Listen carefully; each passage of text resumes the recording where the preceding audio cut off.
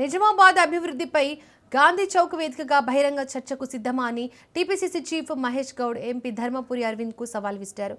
గడిచిన 7 ఏళ్లుగా ఎంపీగా అరవింద్ జిల్లాకు ఇచ్చిన నిధులు ఏంటని ఆయన నిలదీశారు. బీజేపీ నేతలు అభివృద్ధి పేరు చెప్పి ఓట్లు అడిగే పరిస్థితిలో లేరని విమర్శించారు. కులాలు మతాల పేరుతో చిచ్చు పెట్టి రాజకీయ పబ్బం గడుపుతున్నారని ఆయన ఆగ్రహం వ్యక్తం చేశారు. ఇలాంటి ఒప్పందం జరగలేదు.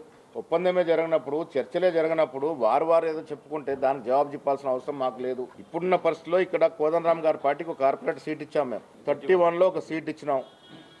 జనగాంలో సిపిఎంకి 6 సీట్లు ఇచ్చాం. కొత్తగూడెంలో మెజార్టీ సీటు సిపిఐకి ఇచ్చినాం. అశ్వరావుపేట, ఖమ్మం, నల్గొండలో సిపిఎం కొన్ని సీట్లు ఇచ్చినాం. కానీ ఎక్కడ కూడా మేము టీఆర్ఎస్ పార్టీకి కానీ ఎంఐఎం పార్టీకి కానీ సీట్ల పంపకం, సీట్ల షేరింగ్ లేదు.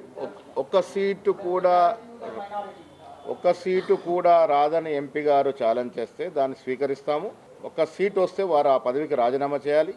ఒక్క సీటు కన్నా ఎక్కువ వస్తే మేము రాజీనామా చేస్తాం.